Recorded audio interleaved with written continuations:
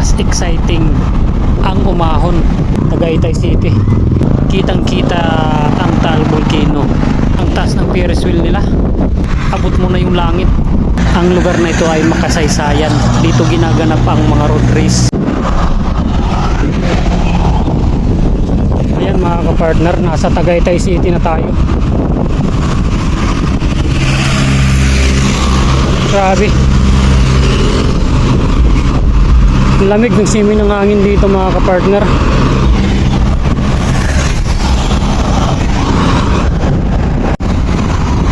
Taal Vista Hotel, Tagaytay City.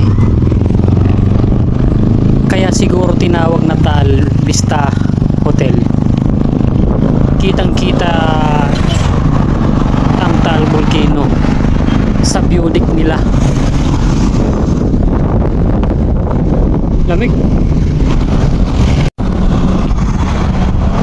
Skyruns na tayo mga kapartner.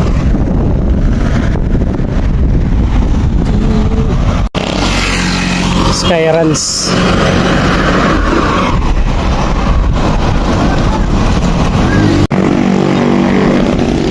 Nasa Skyruns na tayo mga kapartner.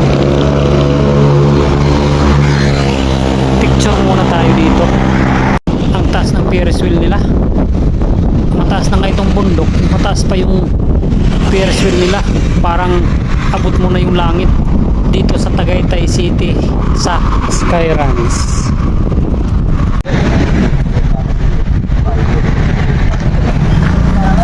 Ayan mga kapartner, stop over muna tayo dito.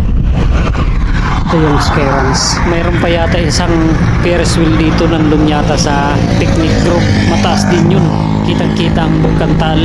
Haring araw, medyo palubog na, kaya malamig ng simoy ng hangin dito. Picture muna tayo dito. Ang lugar na ito ay makasaysayan.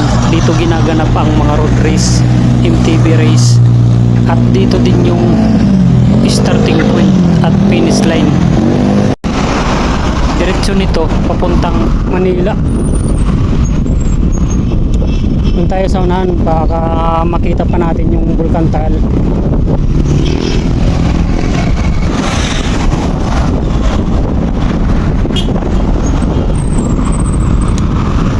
Palusong na tayo mga kapartner.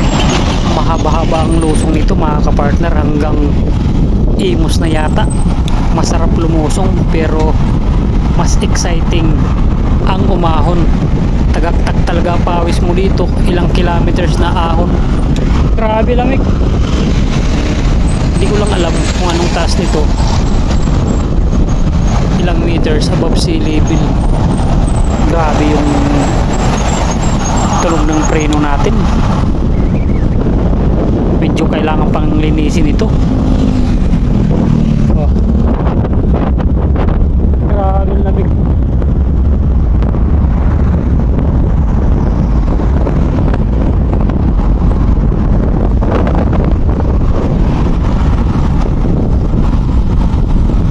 Ang layo nito mula dito hanggang Maynila, mayroon pang 15 kilometers na tatakbuhin.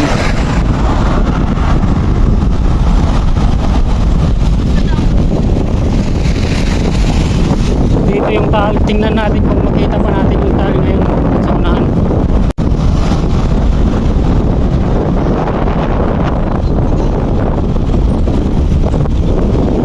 Next time mga kapartner, akyat tayo ng People's Park. Ngayon hindi muna kasi naiiwan natin yung padlock natin. Mahirap iwan dun sa guardhouse, baka mamaya magkamali ng dampot yung mga nakabike din na iba. Mahirap na.